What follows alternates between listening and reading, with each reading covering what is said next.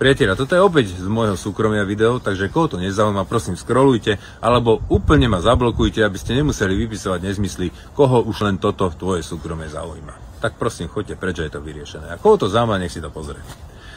Musím sa ozvať. Ja som rok nekomunikoval, nejakým spôsobom som nereagoval na ataky od Barbory Richterovej, lebo som mal v prvom rade na pamäti záujem mojich vlastných detí. Ale keďže to neutícha, som myslel, že už tým dá pokoj, tak musím sa k tomu aj ja vyjadriť. Ale nebudem sklzávať na jej úroveň, na tú stoku, na to vyjadrovanie, na tie vulgarizmy.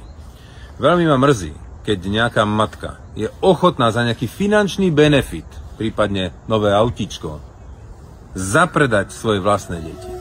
Toto Barbora Richterová urobila. A teší ma, že táto kriminálna skupina to ponúkala, tieto finančné benefity aj ostatným mamám mojich detí. Ani jedna nebola ochotná za nejaký benefit pustiť do protihodnoty svoje vlastné deti. A to im aj týmto chcem veľmi pekne poďakovať. A teraz si zoberte, že niektorí ešte aj drukujú, že Barborka, gratulujeme ti, že si nabrala tú odvahu sa tomu Kollárovi postaviť. A odišla si z toho pekla. Barbora Richterová nikam neodišla. Ona stále ostala sedieť vo svojom rodinnom dome, ktorý som jej kúpil. A porovnajme si život Barbory Richterovej a jej nejakej rovesničky. Tak obidve majú 34 rokov, majú 2 deti. Tak Barbora Richterová nikdy nepracovala, celý život sa nechala vydržiavať. Nikdy nerobila. Tá jej rovesnička musí chodiť do práce a postarať sa o 2 deti. Ale väčšinou musia mať aj 2 práce, aby vedeli stihnúť zaplatiť nájomné. Barbora Richterová nemusí platiť nájomné ani hypotéky, lebo dostala odo mňa rodinný dom. Tá je rovesnička, keď chce ísť v zime na Donovali alebo na hory, no tak si to musí tvrdo zarobiť. Znova nejakou prácou. Barbora Richterová si odíde na svoj apartmán, ktorý som jej kúpil.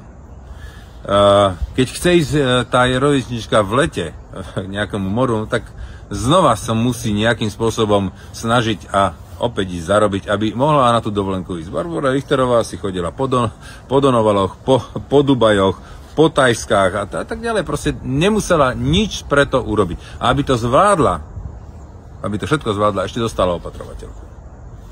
No a tá jej rovesnička si musí všetko odrieť. Takže toto je to jej peklo. Ale toto je len materiálna vec.